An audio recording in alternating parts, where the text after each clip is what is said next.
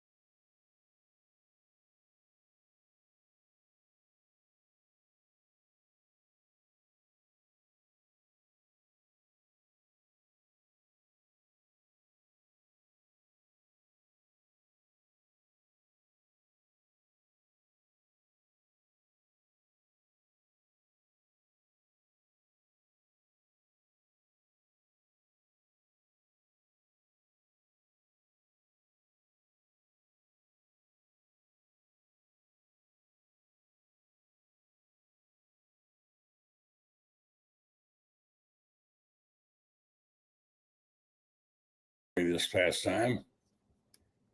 Let's see what happens here. Good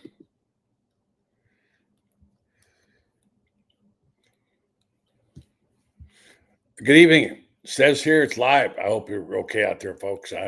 It's telling me one thing and I'm seeing another. So stand by. We'll be right with you here as we get ready for the program. We're having difficulty with our live stream tonight. So let's see. If you're there, holler at me.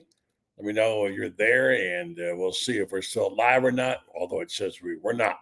Meanwhile, on the phone, Shane Matthews stands with me tonight. Hopefully, I'm getting through to you folks. I see a few of you are popping on here. The big issue is I know now exactly what happened to the Florida Gators. It seems like no matter how spectacular they play and win, the national pundits don't want to give the Gators any credit. The latest narrative, Texas Tech was a better team. Florida was just lucky. That's what Paul Finebaum said today, and I responded to him in my text. I'll tell you about that later. Listen tonight to our program as we address that issue. Don't want to sound like a homer, but goodness gracious, what does one have to do to impress? So on the program tonight, Shane Matthews joins us by phone. He's on his way or in Mississippi. We'll have Franz Beard, also Scott Carter, and Rob Browne, if everything is working in order. And I hope that it is. Let's go see if we got anybody online to tell us. Say, okay, folks. Hello, Gator Art. All right. Thank you very much, Jerome.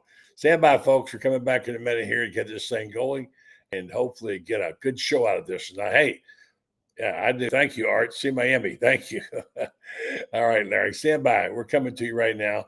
We're going to talk about, are the Florida Gators just plain old lucky? It seems like that's the narrative that's out there. They never are good, it seems like. I know I sound like a homer, but, I'm a little tired of it. And Finebaum poured it on to Gay again. And I'm tired of Paul disrespecting the Florida Gators. Stand by. The Buddy Show is on the air again, I think. Yes, it's time again for Buddy Martin. Call him up and tell him what you're thinking. But be kind because he's doing the best he can. Better, stronger, faster. Mama says that alligators are ornery because they got all them teeth but no toothbrush. Hey, what if the voice calls while you're gone? Take a message. Bye. You ready, champ? I'm ready for this my whole life. I'm incapable of small talk. But that's why you love me, right? Kind of intimidating to be in the presence of so many great athletes.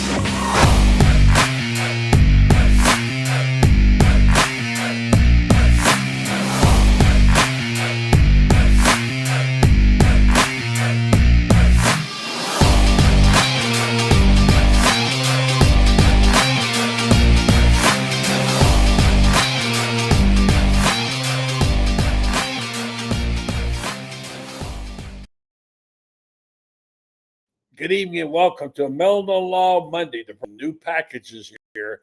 Get in touch with me if you're interested in being an advertiser here on Buddy Martin Show. Thanks to Meldon Law, along with Titan MRI and Imaging. You can be email me at buddymartinshow@gmail.com, and I'll give you the information on the new rate. So we get it now. Florida's just lucky. Yeah, that's what they're saying. And by the way, congratulations to Kelly Ray Finley.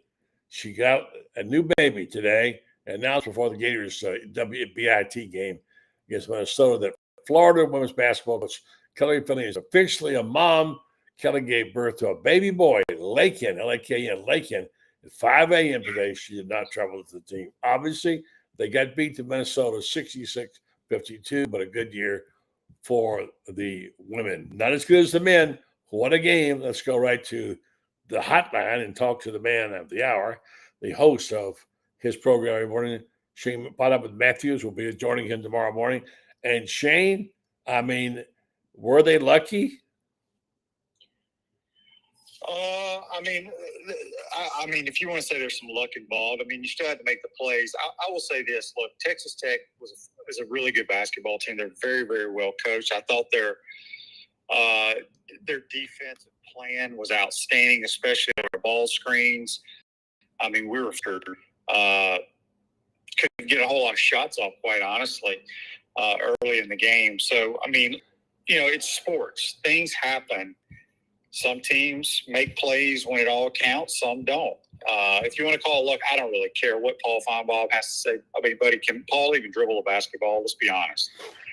Well, no, but I think I look. I let this go for a while now. I mentioned it a couple of times. If people want to call Florida lucky, whatever, fine. But they keep doing the same thing over and over again. Not regarding their work is worthy, And so today I listened to Finebaum, and a caller said, "Well, Florida was just lucky."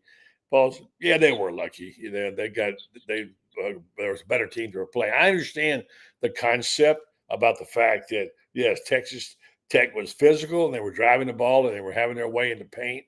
And it was a remarkable finish. We'll go over some of those stats tonight about how they did, what they did at the end of that game. Incredible.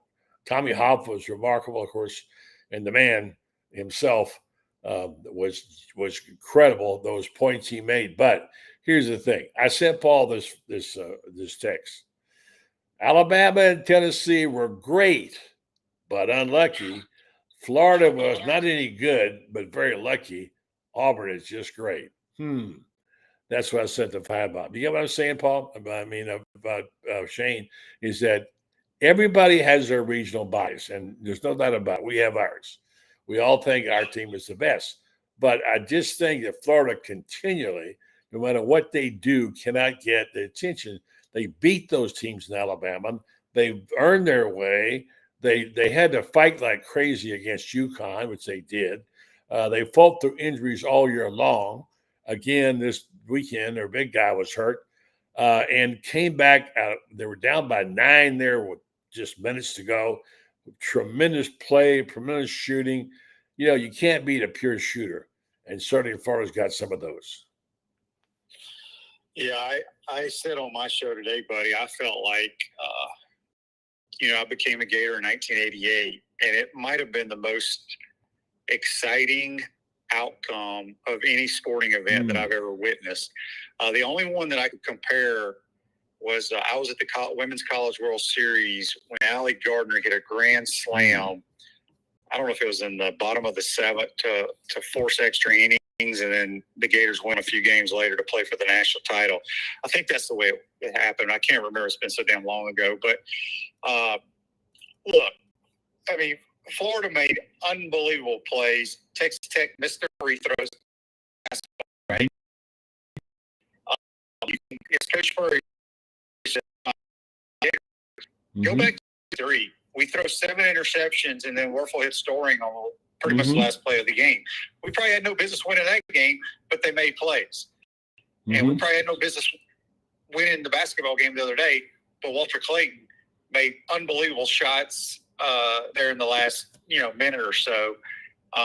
Look, it's a win. Who gives a damn what Paul Finebaum thinks, quite honestly? We're playing for a national title this weekend, and that's all that matters. But here's the thing. I wrote a column over the weekend. It's not just Finebaum. I watched around the horn. My friend Buddy Page is retiring here soon. He's a Tennessee grad, openly cheers for his team. That's fine. But I listened to 20 minutes of that show, and they railed on about how great Alabama was, how they could win it all. He talked about Tennessee having a chance to win it all. They loved on Duke, said that they had the greatest team ever, et cetera, et cetera. Not breath of anybody ever mentioned the Florida Gators. Now, look, I get everybody has their axe to grind and whatever, but this is continual. Stephen A. Smith has just totally ignored the Gators until recently. I don't know. It rubs me the wrong way, and if it sounds like a homer, I'm sorry, but I think respect is respect. Certainly, Coach. I'll tell you this. We talked about it on my show this morning. The people that know basketball around the world know that Florida, when you look at favorites, they're their second favorite out there behind Duke. So I think you might be the only person in the world, buddy, that watches that Around the Horn show.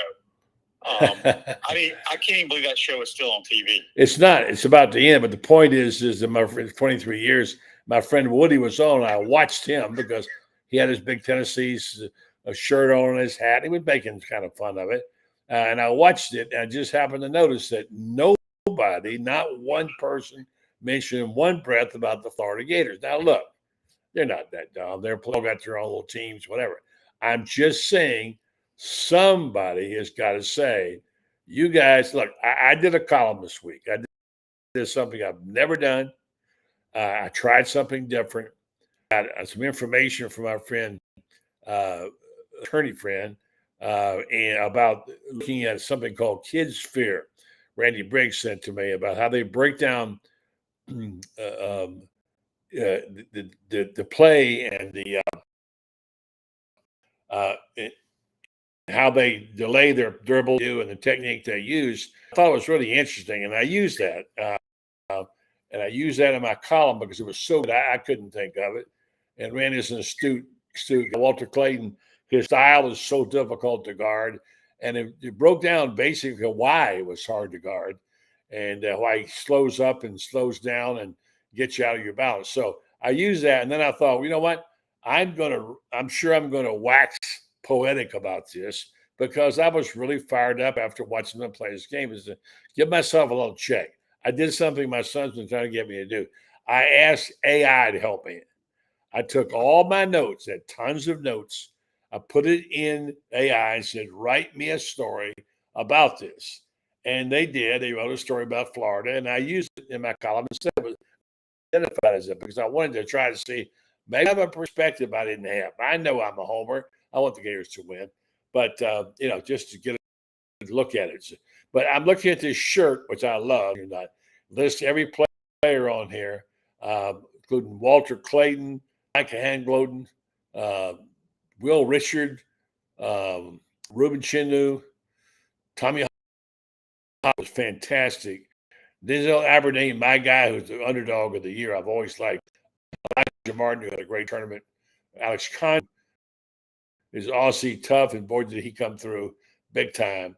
And that was it, except for Oliver Rio. So quite a squad, it's quite a group, and I don't know, what were your thoughts? How good? And you've said this before. You thought that Walter Clayton Jr. was the best Gator player you ever saw. Assess for me what you saw and how he played.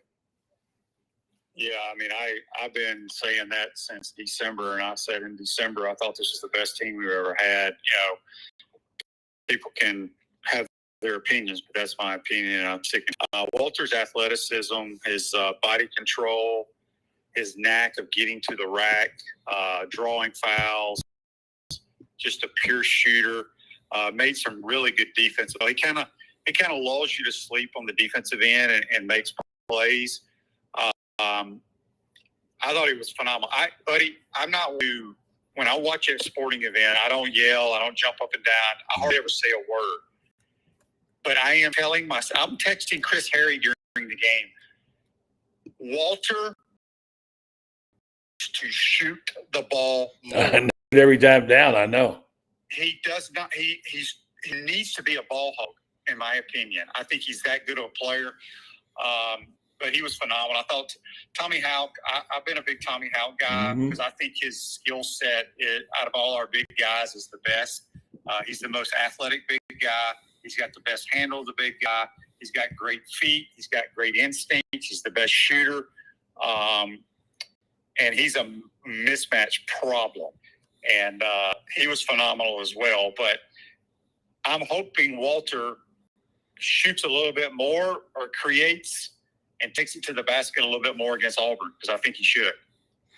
Yeah, we didn't mention that game coming up here. Florida Auburn, by the way, tips off at 6:09, and Duke Houston followed 8:49, both on CBS this weekend. Here's a couple of things for you. You realize game 18 on an 18-4 run, which is phenomenal. And Walter Clayton Jr. scored or assisted on all 17 points. The Florida Gators scored field over the final 5 minutes and 4 seconds. Let's just text. He was, and Tommy Hoff was magnificent. Of course, he also, by the way, his stock is shooting up now. He's top 35 in the NBA draft already. I hope he stays. So Clayton just keeps doing this. And look, you say lucky. Let me just say this. I think one of the skillful things that Todd Golden does, who's been brilliant, he has the bench to wear down anybody and the talent. And every time the last 5 minutes, you see it. You see the difference in they missed the front end of 101s, not by accident. Those guys could have had tired legs. It happens when you play basketball. And that team is, like someone said, they just keep sending waves and waves and waves of it. And they're all good. They're really good. So this is a phenomenal roster. And I'll tell you what, that's what gets me about this team, is they're so good, but they're so deep. Yeah, I mean, they are. They, it's an extremely athletic team. They play well together, and just got to find a way to win 2 more basketball games. How about that? And SEC is going to get in the championship one way or the other. What'd you think of Auburn? I thought the Auburn game, for the most part, went as I expected. Now, however, Auburn had trouble like we do at some inbounding the ball against pressure there. The game allowed Michigan State to get back in it. They had some horrific turnovers. When Janai Browne went down, he mouthed the team that he was done. He heard a pop. I don't know how healthy he's going to be. I know they said that it's, nothing torn or whatever, but if you watch that game, when he came back in, he basically favored that right arm. I mean, he wouldn't even bend it. And so we'll see. He's a heck of a player, but I think we match up very well against Auburn. Obviously, we've beaten them once, which means absolutely nothing for this game. We just got to go play, try to eliminate some of our early turnovers, and Walter needs to be Walter. Don't wait till the end of the game. Bring it on, like the 2-minute offense run the first. Franz Beard joins us in the program. I think you can hear him. I'm not sure of Franz. I know you can hear Shane, hopefully. And we're just going to give him another question. Did you all see anything different in that Auburn game that we didn't see before? And I'll let you go first, Shane, that might be more concerned for Florida than before. I mean, Auburn's Auburn. Look, man, they're always going to be very physical. They got 2 big guys that can really get after you. What Bruce Pearl's done with this team, in my opinion, he's added some guards this year that actually can knock down 3-pointers. I think it's Tahad Pettiford, the backup point guard. It's a true freshman. He is phenomenal. They got dudes just like we got guys. I mean, look, these 4 teams, you couldn't ask for a better Final Four, in my opinion. It's there's a lot of good players going to be in San Antonio. Franz, your last shot here and say hello to Shane. He should be able to hear you. Did you see that Franz was there for all the games? He'll be out of San Antonio this week. It's just a game of concern that might be different this time for the Gators. I had to watch the Auburn game on replay because I was on a flight that was circling somewhere over America, coming back to Orlando. But no, I didn't see anything different. They played well. Florida played them without Elijah Martin. People tend to forget that Florida was down Elijah Martin. Walter Clayton Jr. was still coming off of an ankle injury, and Florida won by 9. Let them get back close, but it wasn't as close as 9 points. I didn't see anything different with Auburn. Auburn's Auburn, and when they get on a roll, sometimes they can be extraordinarily difficult to beat. As you know, they won 32 ball games this year. You don't win 32 ball games if you don't get in on a roll a lot. But Florida can beat them. Florida's beaten them before. Florida dominated them before. And Auburn's got real problems with very tall teams. And guess what? Florida is a very tall team. Yes, they are. Let's let Shane go. And Shane, I'll see you tomorrow morning on your program. And thanks a lot. We'll talk some football at some point, Shane. Well, football's on the back burner right now, buddy. Yes, it is. The excitement of Gator Nation right now with this basketball team. It is. Has everybody's focus. And Yes, it is. It should be that way. Shane Matthews, all the way from Mississippi. Appreciate it, Shane. Take care, buddy. All right, guys. Take care. All right, Shane Matthews.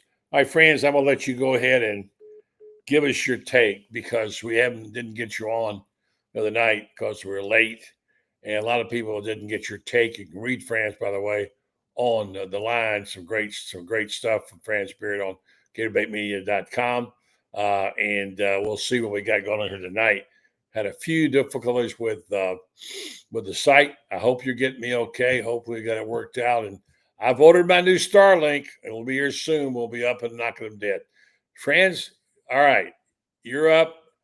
What an amazing performance. And I want to open this show by saying today I had to say because part of it was just lucky. And I guarantee in my mind to sort of not give credit after what a remarkable performance. I talked about the last 17 minutes or the last 17 points of stats that came up, how Walter played, how well Tommy Hoff played. Remarkable. I'm going to give you your chance to give me your take on this thing, and we're going to stand back and listen, all right? So, well, everybody's giving credit to Walter. They should. Tommy Hoff, they should. They also ought to take a look, if you replay that ball game, and watch Elijah Martin play defense. Watch Will Richard play defense. Watch Alex Condon on the inside on JT Toppin. Incredibly good defense. Florida played those last 5 minutes and 24 seconds. They played as well as any team in America could possibly play. And people have asked me, I was in the airport yesterday morning in Denver, making a connection back to Orlando. And I had people saying, well, we played bad the first 35 minutes of the ball game. I said, are we watching the same ball game? Florida did not play poorly in that ball game. Florida was in a game in which the Zebras, and I'm not crediting them with the bad loss or anything like that, but here's what they did. They let that game turn into more than a rock fight. You got to go back to the NWA days when they had 21 men over the top in a steel cage to find something with less physicality than that one. And they let Texas Tech get away with stuff, particularly Darian Williams. I don't know if you saw how he keeps ramming his shoulder into Tommy Hawk and knocking him back and getting layups. And they let that go. In my day and time, that was called charging. They called a charging foul on Alex Condon. And I promise you, buddy, there was this much space between Alex Condon and the guy who allegedly drew the charge, and he flopped. 2 officials within 5 feet of that. Neither one of them make that call. They call the charging call. So forth like that. Now, I give them credit for one thing, though. That was indeed a really big play. Florida, they called basket interference on Micah Hanlockton, who's making a dunk. I think everybody remembers that there in the second half. He goes up for the dunk. He's hit from behind. He's hanging onto the rim. Ball comes out of the basket, then comes back down in it. Okay. They erase the points. 2 minutes later, Walter gets fouled on a 3-point shot. Media timeout before he goes to the line.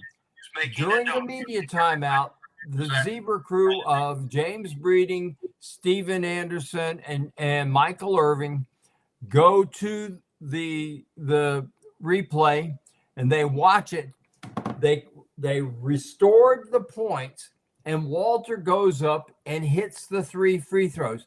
That is a 5-point swing in a ball game. And guess how many points Florida won it by, buddy? 5. So they got the 5 points from that. Now, comment here by Dan Bond. Walter Clayton Jr., I don't know how he does it. The hits he takes during a ball game, and he took a bunch of them in this ball game, and yet he late in the ball game, he's not too sore to make these shots, to take them and make them and elevate, etc., like that. I mean, this is an amazing athlete. And by the way, in the locker room after the Maryland game, buddy, he was asked, he said, you could have gone to Notre Dame, you could have gone to Georgia, Alabama, Florida, Tennessee, Florida State for football. Why didn't you go? He said, I don't like to get hit. Yeah, well, maybe he doesn't like to get hit, but he sure gets hit a lot when he's playing basketball. I think if Florida's 3 games in the tournament have proven anything, it's this, buddy. The game's unsustainable in the way it's being officiated right now. It is not. We've got to get back to a time when there's such a thing as walking, then there's such a thing as palming the basketball. We got to get back to a time when it is a contact sport and not a collision sport. We have a collision sport now. This is not a contact sport anymore. There's always been contact in the game, but this has taken it beyond that. This has taken it to a full collision sport. And I don't think it's sustainable at this point. Now, give Florida credit for this. Give Todd Golden credit for this. They have recruited a team that can sustain games with this kind of officiating, with this kind of contact, etc. And here's the thing that we saw the other night, and I'll say this: a rare moment when I'm going to say something praiseworthy of officials I don't like, and I don't like any of those 3. I read ref metrics. I follow them too closely. That is, they called the game pretty much the same from start to finish. When that happens, it's up to the coach to get his team to adjust to the way the game is going to be called. It's not up to the Zebras to change it or whatever like that. It's up to the coaches to change. And when the officiating is solid in that respect, in calling it the same way at both ends, and for the most part, they did. I don't agree with all their calls. I thought that you and I were texting during the game, and there were a lot of calls that were shall we say shaky, to say the least. But you look at how this thing came together. Elijah Martin, we were talking before. Elijah Martin had 7 rebounds in this ball game, buddy. Whoa.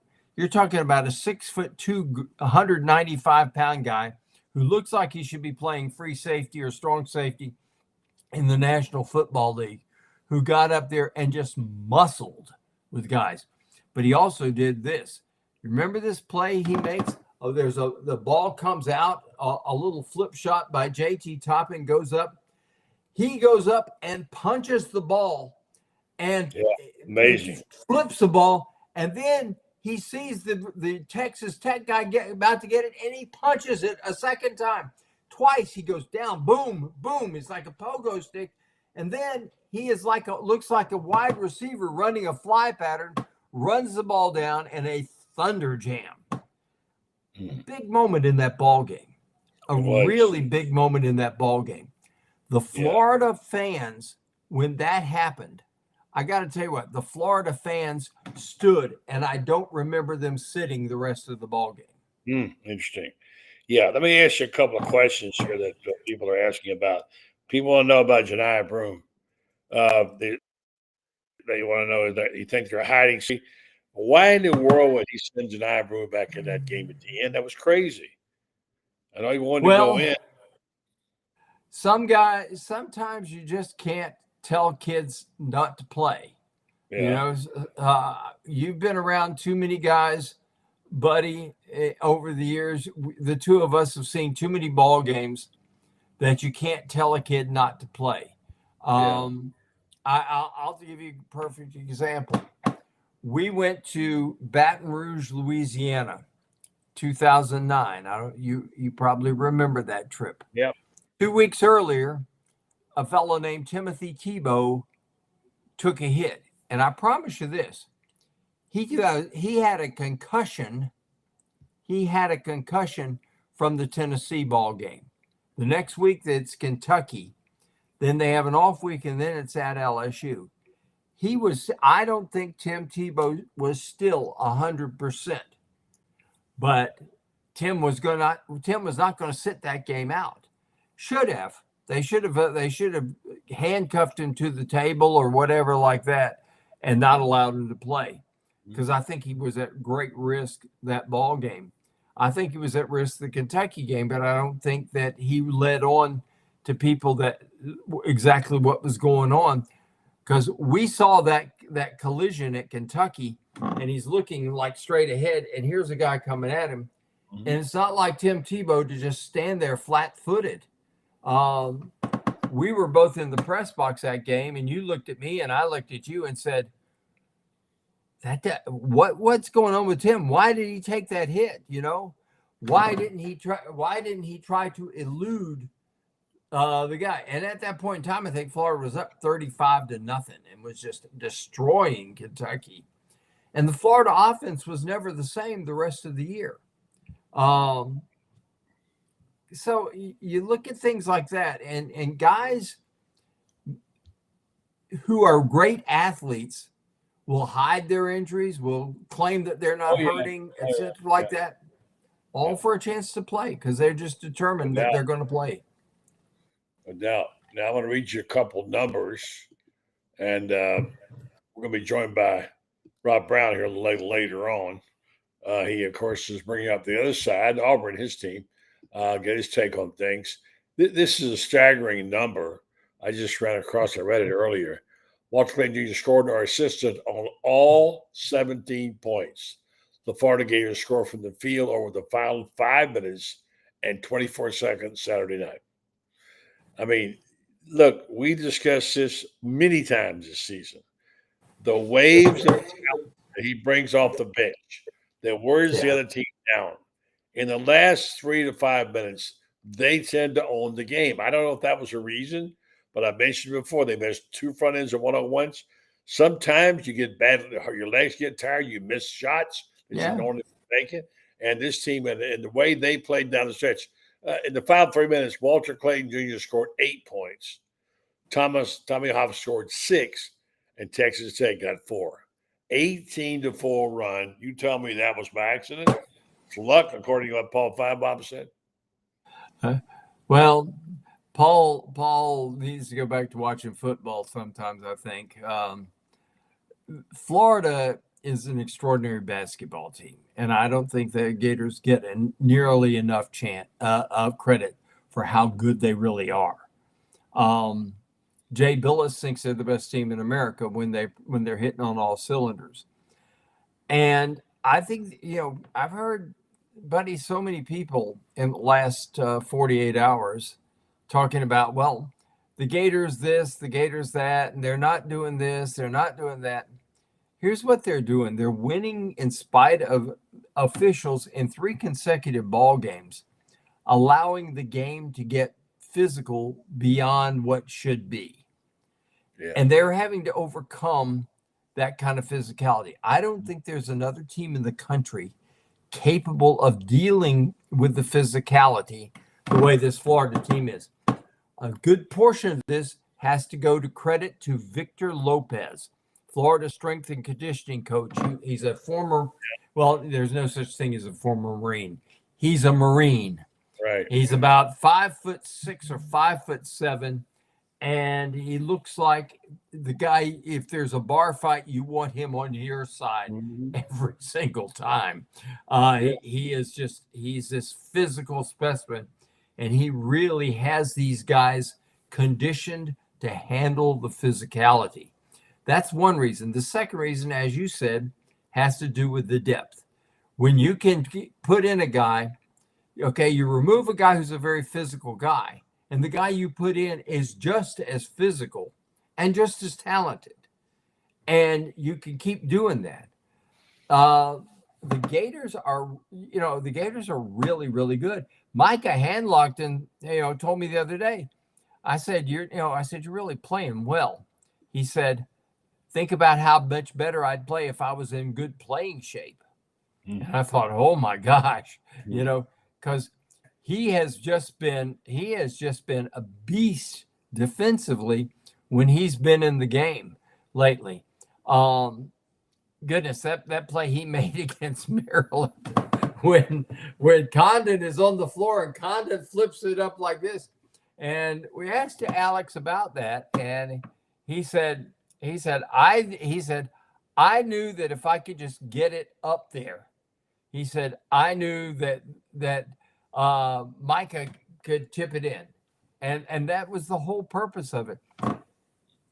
You know what that told me, buddy? That said, I trust my guy so much that I'll do something rather than waste a timeout. He could have called timeout right then, and they would have given it to him.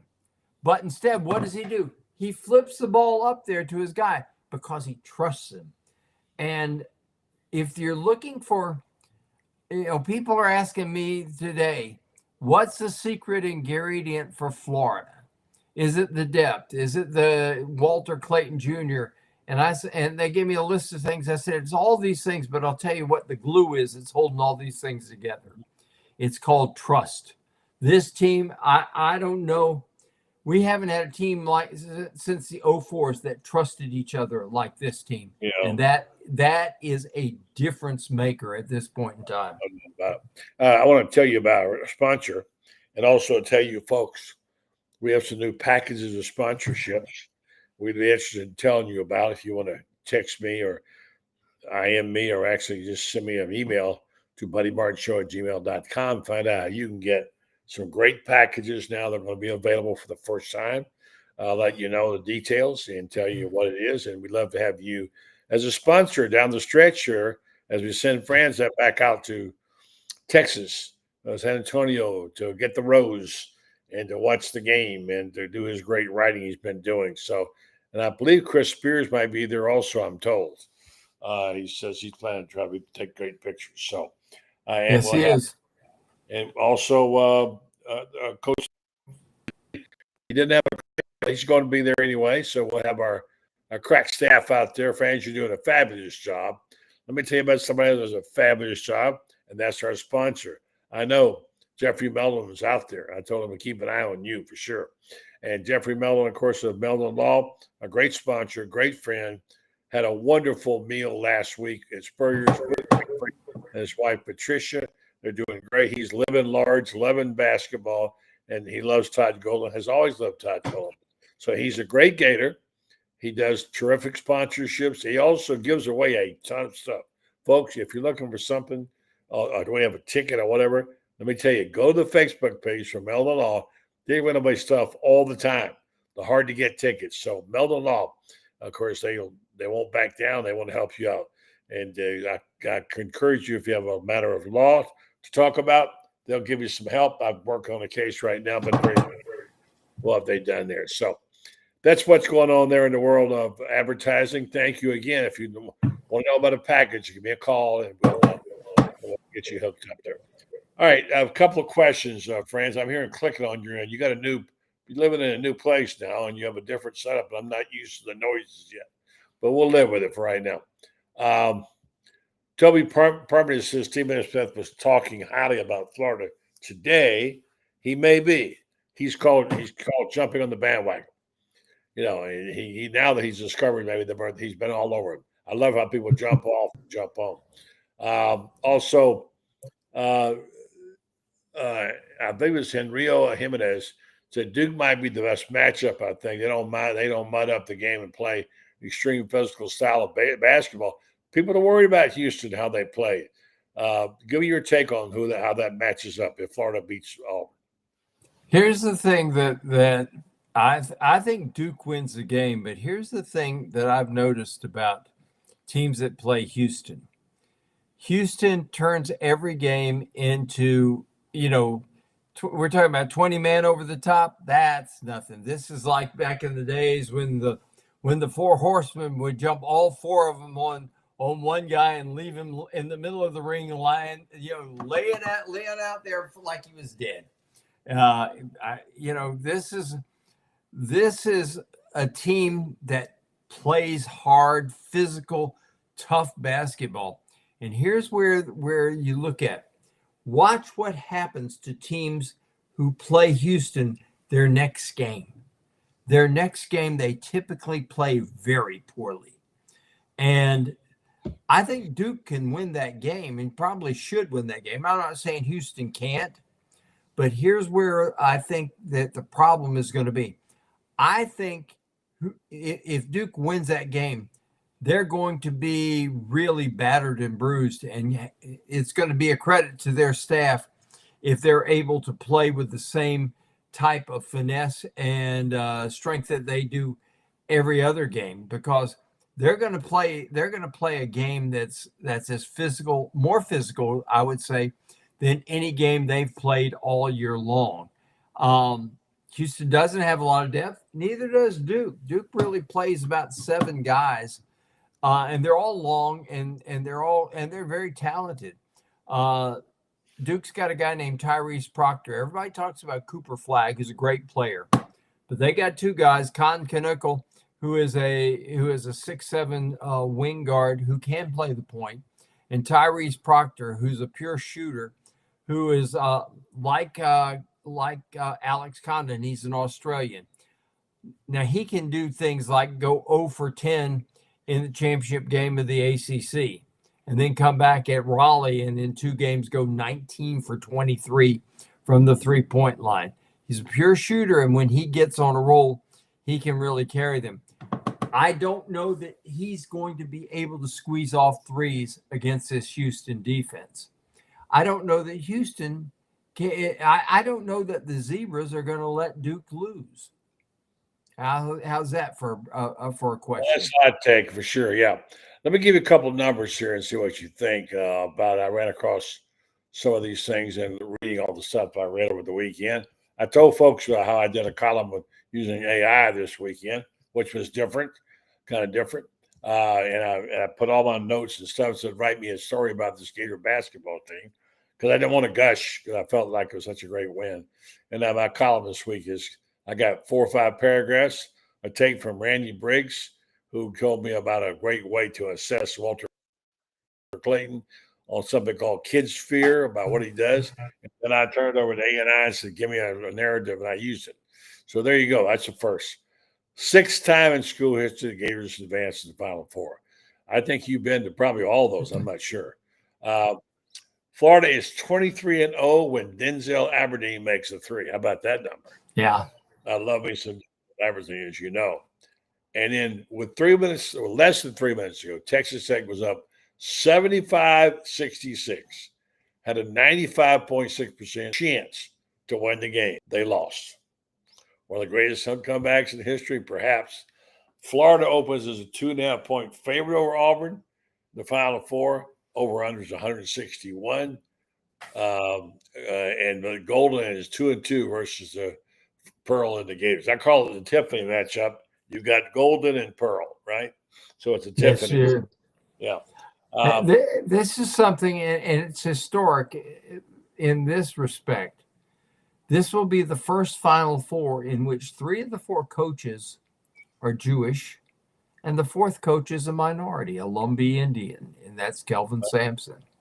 How about That's you want to talk about one of these little oddities? That's an oddity. It is. It's going to be. You got 4 great coaches in this game, buddy. And there's no question about it that they're all 4 coaches are great coaches. I think Todd has the advantage.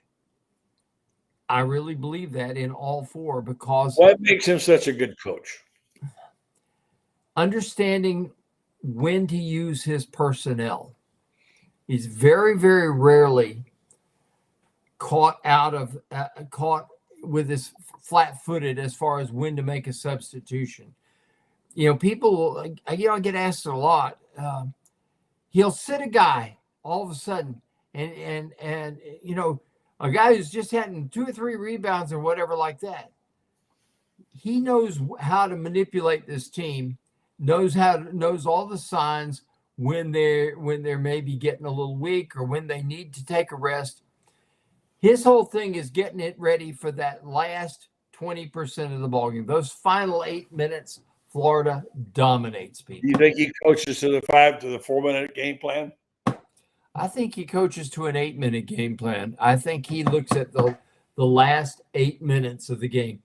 You look at how many games this year that Florida, at the 8-minute mark, it was fairly even, and the final score, they won by 10 or more. This is a team that out of 34 wins, 27 of them are at least 10 points or more. That's pretty amazing stuff. Look at those 27 games, though, and look how many of them were white. Look like they were heading for white knuckles at about the 8-minute mark. Then you get to the 4-minute mark, and all of a sudden there's some separation. Then you get to the clock flat lines at zeros, and there's 10 points, 12 points, 14 points difference. This team really, really responds, and I don't know if it's getting their second wind or just the other team is dying on the vine. The Gators are just the same all the way through, and other guys finally die on the vine. I don't see too many ball games when the Gators in those last 8 minutes look fatigued. I see a lot of ball games when Florida's playing somebody that other team looks fatigued. I thought Texas Tech looked fatigued, particularly, Clayton hits that 3-point shot and it's 71-64.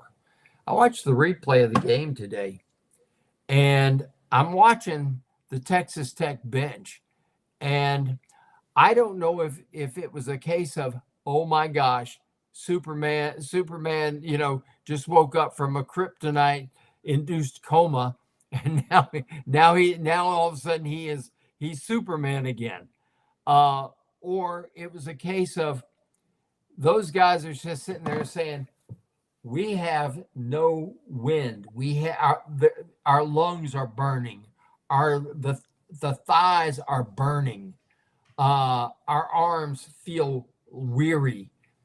It may have been that case. I don't know what it was, but you watch when Clayton, you get their shots right after when they have that under 4 timeout. And Todd's talking about, I'm looking at my guys, and my guys are just sitting there chomping at the bit. They're frothing at the mouth. They're ready to go.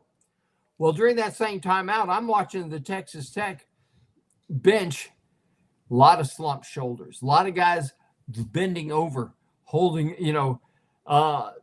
kind of got their head between their legs, trying to go ooh, like this, trying to find some air. Walter, some might say Walter sucked all the air out of the building when he hit that shot. Let's bring in Rob Browne. He represents the other side of this game. His Auburn Tigers, who are the favorites, number one. They were number one. Florida's favored the game. Yeah, I was going gonna to say have, not in this game. but the number one team was the Auburn Tigers. Let's be honest. That's what they bring. So tell me about Auburn. Were you worried about your big guy? What do you think? How they're going to play? I mean, at this stage of the season, people are going to play with a compound fracture if they have to help their teams win. That's what warriors and competitors do. Janai Broom's tough, and I know Pearl said he came out and said what the doctors say. He said, "I'm good to go." He goes, "Well, get your ass in the game." That's what you want, and nobody's not going to play on this level. And you're the number one overall seed. You're 2.5-point dog. I think that's good because Auburn's been reminded more than any loss all season, at least on my show and this show, that Florida beat them. We all know that. Now, the question is, are they better than they were when they got beat? What Florida does, they got 5 big guys. We talked about it, Franz's famous time when he said 25 big fouls to give.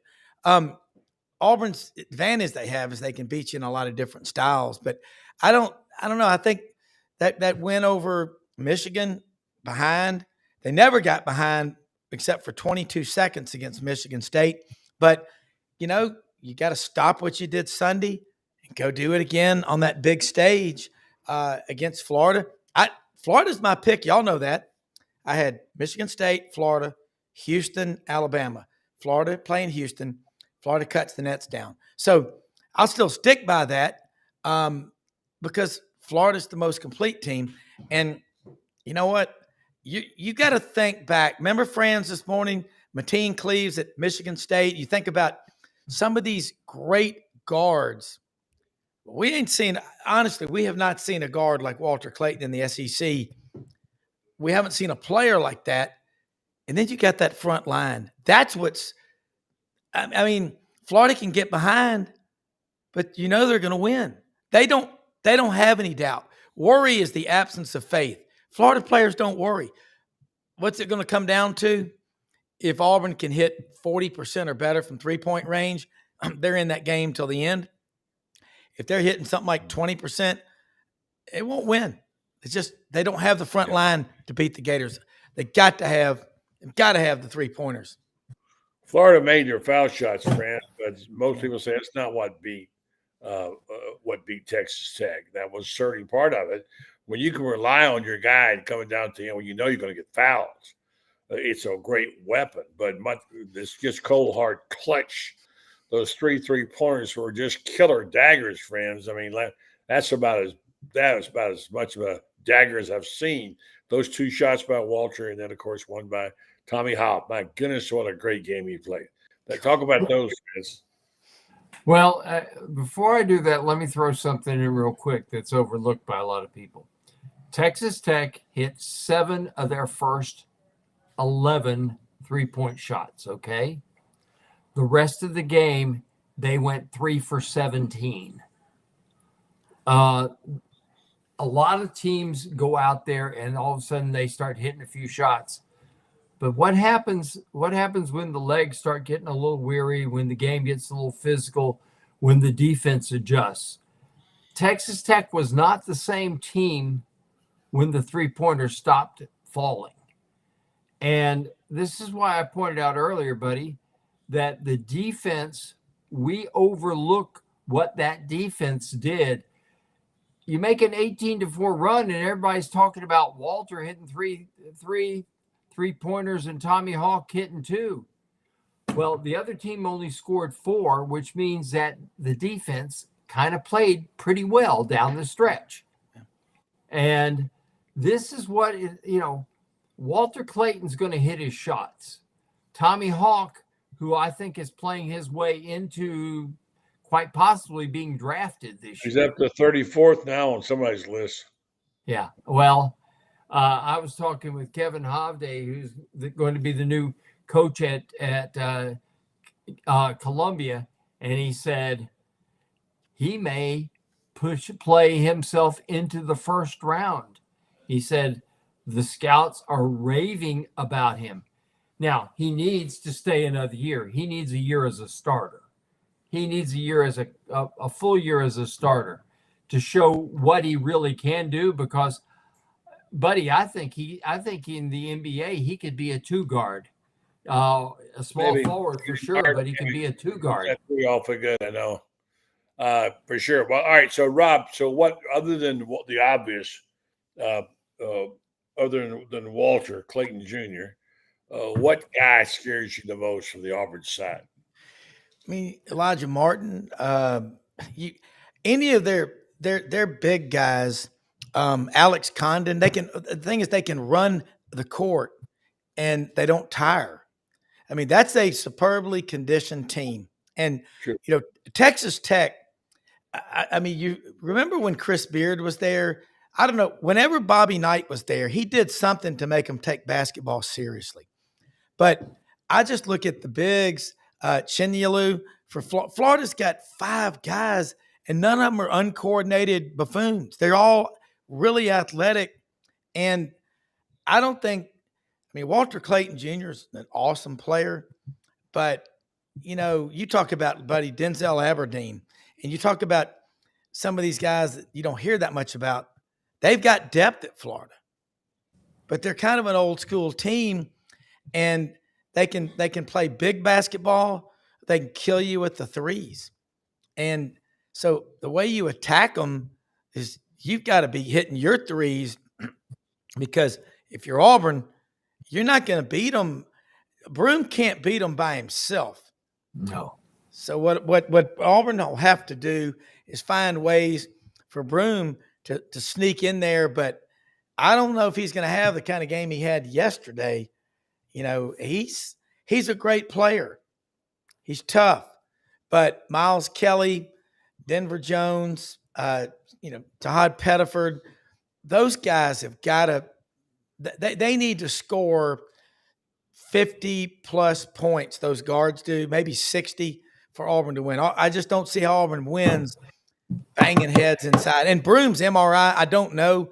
I do know this, that he's going to play regardless. There's just too much at stake. At this point in your career, y'all know this. I mean, look at Handlockton. I mean, most people would have told him to redshirt. He took the jersey off. That's when Florida, I think, ascended to the top of the world. Moment he had with his coach after the SEC championship. Yeah. Well, remember what happened last year? It was awful. Yeah. I mean, here's the thing that has to happen for Auburn guys. France, who's going to guard Browne? Who's going to guard Browne? Florida it'll be by committee. Yeah. They'll do this. And there's a secret to guarding him. If he gets his right shoulder in your chest, it's over. He's scoring. He's totally left-handed. You have to make him try to score this way, going over his left shoulder. And he's not good at that. Where he's good at is he gets his right shoulder in your chest, then you have to foul him or let him score. This is what Florida did in the first game against him, is they took that ability away from him. Michigan State never got the memo, and obviously, we jammed their fax machine. Yeah, I think so. Auburn, Janai Broome's, whether he's hurt or solid, whatever, if Florida can't do that, he's going to score. But Florida may say, okay, you're going to score your points. We're not going to let you get the outside shots. Kelly and Pettiford, they have to play on opposite sides of the floor, and they have to balance the floor with their shooting. If all the shots are coming from one side of the floor, Auburn will lose the game. But if they balance the floor, which is what they did against Michigan State, which is what they did in their Sweet 16 game, if they balance the floor and they get shooting from both sides of the court and they're making those shots, they're impossible to defend. They really are, because then when you're making shots on both sides of the court, Janai Browne is one-on-one in the middle, and he's going to get his right shoulder in somebody's chest. He's going to score points. You can't let them have both sides of the floor. Just can't be done. Who was the guy for UConn? Klingon? A couple of years ago? You Corporal Klinger, yeah. Yeah. Florida's got that Hawk guy is, Buddy's right. He's going to be, If he has a great Final Four, he's top 20. He'll go. I don't want him to leave, but I mean, that guy's he just does so much. He's cold blooded. Those shots he made were unbelievable. How tall is he? He's 6'10". He is. They list him at 6'9". He's 6'10". Condon is listed at 6'11". He's 7'1" by his own admission to me. Who's the 7'9" guy? Oh, he's not that. He's 7'10" and a half. You know, Olivier Rioux. Not going to play this year at all. No, he's not. But, you know, here's what Todd said about him in San Francisco. He said he redshirted this year. He's going to be a contributor in a small way next year. And we think in a very big way the next year and onward. He's 7 foot. He's 7'10" in his bare feet. They list him 7'9". This is kind of like the old days when Bill Walton always told everybody he was 6'11". Now he says it was because people would say that they would think he's a freak at 7'2", which is what he was. It wasn't that. It's like Walton would come in there at a legit 7'2", and he's going up against a guy who's supposedly 6'11", and he's 6'11", and all of a sudden the guy's looking at this and they go, "What? You're 6'11"? I mean, does that mean I'm 6'8"? You know, are you the legit 6'8"? And it was a psychological thing. I don't care if off his 6'1", he's a great player. It's a psychological thing with Todd Golden. All right, guys, let me ask you this final question. Excuse me, France, before I lose you guys. Florida, great season. May or may not beat Auburn. They're favored. But SEC has somewhat been vindicated, certainly. Got two teams in the Final Four. Going to have a team in the championship game. If Duke wins it all, was it not a good year for the SEC guys? Are they still going to get their dominance for Duke, beats them down, and wins the championship? Friends, does that ruin the year for the SEC? Not at all. And I don't think Duke's going to win it, for one thing, but they could. There's four teams there, and they all four could win, or else they wouldn't have made the Final Four. Let's get real about that. These are four really talented teams, and it's going to come down. Somebody's going to get a really good break, and somebody isn't. Somebody's going to get a call or two that maybe should have gone the other way, but didn't. Somebody's going to make a clutch free throw that hasn't made one all year long, and he's going to go to the line, a 51% free throw shooter, and all of a sudden he can't miss. Somebody's going to block a shot. It always comes down to somebody does something, somebody who steps it up, maybe a guy who's done it all year, but hasn't really been in the limelight in the run to that game. And it's kind of like you look at Florida's 2006 national championship team. UCLA comes out there and says, we're taking Torian Green out of the game. They did. Guess what? They ran the offense through Joakim Noah, and Florida just blew them away. A coach makes an adjustment. Things like this happen. All four teams can win it. I think Florida will. But I think Florida is going to win it because of superior depth. And I hate to use the term a team of destiny, but I just got a real belief that this is a team of destiny.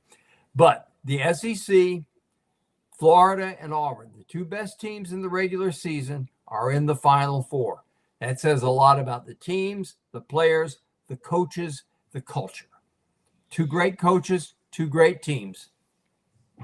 Yeah, and I think if Auburn could shoot free throws better, they've got several members of the Bricklayers Union, Dylan Cardwell, Janai Broome. I mean, that's their Achilles heel is they can't shoot free throws. They've got too many of their big guys, so don't get the ball in their hands late. But I'm with Franz. It doesn't diminish from the overall. I hate that term body of work, but just the season. If you look at the quality wins between Florida and Auburn, and, Florida's the numbers mean something. remember those numbers? Florida against Tennessee, Alabama, Kentucky, and Auburn. Well, they were really good. Their games head to head this year. And look how that's transferred and translated into the postseason play. And buddy, and I was texting you the other night and I said, Gators got this, no big deal. And it's easier said than done, but I've often heard it said, worry is the absence of faith. Look how calm Todd Golden is. Bruce Pearl's a little bit excitable, but now they know a lot about each other. A little bit excitable. Yeah, but Bruce? John Shire's pretty cool. And then Kelvin Sampson. What Houston did to Tennessee yesterday is scary, but I'm going to stick by my prediction. Florida cuts the nets down after they beat Houston. And, it may be 70 to 65 Florida, but I still think Florida wins because they've got the front court, they've got the guards, and they can beat you in so many ways. And really, they got more fouls to give than anybody else, and they can physically just beat you down. Teams don't believe they can, teams think they can beat Florida. Florida knows they're going to beat you. That's the difference. Auburn's really good, but the free throws are going to be a problem. And how do you get better this late in the season? Duke and Houston, they're all good. Anybody can win it, but still sticking with Florida. They saw what Texas Tech's able to do inside the paint. They physically dominated Florida for all but the last 5 minutes. So I think that the depth is going to play big. All right, guys, great job. Let me throw something in real quick. Go ahead. Don't be surprised if tomorrow, Tuesday, or Wednesday, Buzz Williams becomes the head basketball coach at the University of Maryland. God, it's in Buzz, the works. I wish Buzz the best. He's a good man. He really is, and a good coach. I am told that the deal is done. Amen. That he's going to Maryland. And here's why I think so, buddy. I think he wants to go to a state where he is the big dog.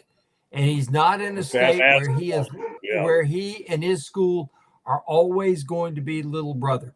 University of Texas could hire the three of us as the three-headed coaching monster, and we would be considered superior coaches to whoever is coaching the Aggies. Well, I know I would be. I don't know about you guys, but I'm with you on Buzz Williams, though. He's one of the best men in coaching. But what does that tell you about A&M and all the money they have?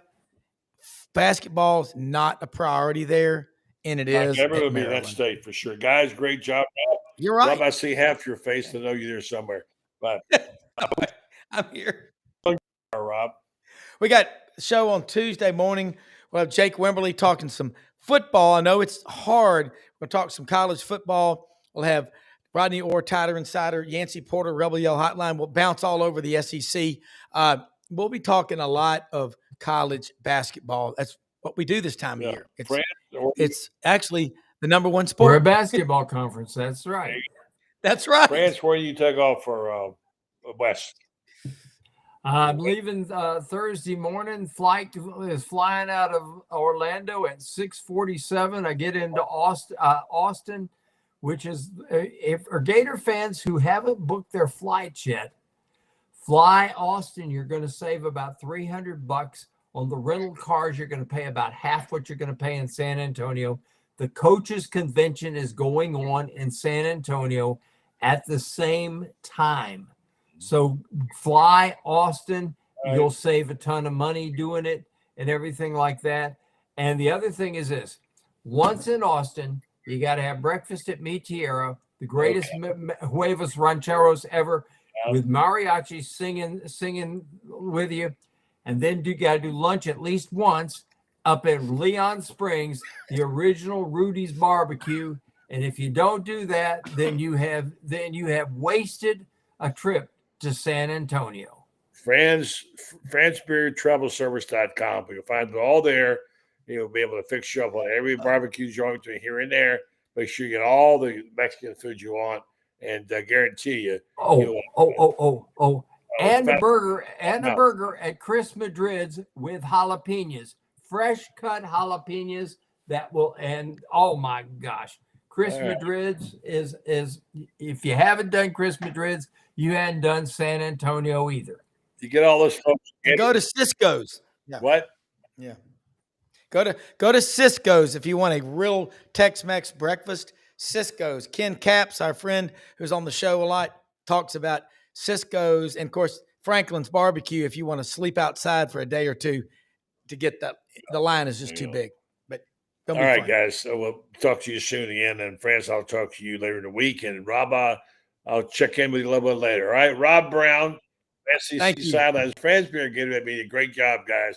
Appreciate it very much. All right. Thank you. All right, guys, I want to wrap it up by saying tonight we appreciate our sponsors. We appreciate you listening and watching. I want to pay a special thank you to Titan MRI and Imaging. I heard Jeff Cardozo do a read on this the other day, and I was envious. He made a good point to say, miserable and you're hurting and you're aching, do something about it. And he said, believe you me, I know old people. I work next to Pat Dooley. That's what he said. And go see the folks at Titan MRI and Imaging. They do a lot of great stuff there, including making it convenient for you to get your MRI. Nobody loves to get an MRI, especially when you get in one of those cages. You think, oh, my gosh, you hear music. Oh, no, how long is this going to last? They're aware that some people are claustrophobic. They have some bigger units for you, and they will accommodate you if you call them or contact them. Titan MRI and Imaging acquired Highfield MRI, and Joe Colorio started Highfield MRI in 1997. Now he's back. MRI Imaging now has 3 locations, 2 in Gainesville with his Park Avenue location, and now the Millennium Center, and now one in Lake City, serving all the clubs. They offer the same great customer service. Titan MRI Imaging now accepts insurance, or through their convenient self-pay options, you can find another way. Titan MRI and Imaging offers MRIs, CAT scans, X-rays, and ultrasound. Check them out. MRI Imaging. Folks, it's been a good night. A little slow because we've had some lately. We'll be back with a furious weekend. We've got all of our guys going out to San Antonio. We'll have Franz will be there, and we'll have photographer Chris Spears. Lauren Meadows will be there, getting ready for a big weekend. Can you believe it? The Gators are playing possibly for a national championship. First of all, though, a big opening game is going to be a big one Saturday. It starts at 6:09 Saturday. It's always a good time on Final Four Saturday, but it's really a good time when your team is in the championship round. You want to be sure and check that out. So if you don't, well, I'm sure you'll be watching. So with that, we'll say, all right, let me just get with this program here. This has been giving me fits tonight. But anyway, I want to say thank you again to our sponsors. Thank you again to all of our guests tonight. They do a great job. We have the best basketball people on the planet, especially in Franz Beard. And thank you for you folks for listening and watching the program. I'm Buddy Martin. Have a good night. Don't forget tomorrow night, catch Lauren Meadows right here, along with Rob Brown and others on the Buddy Martin Show.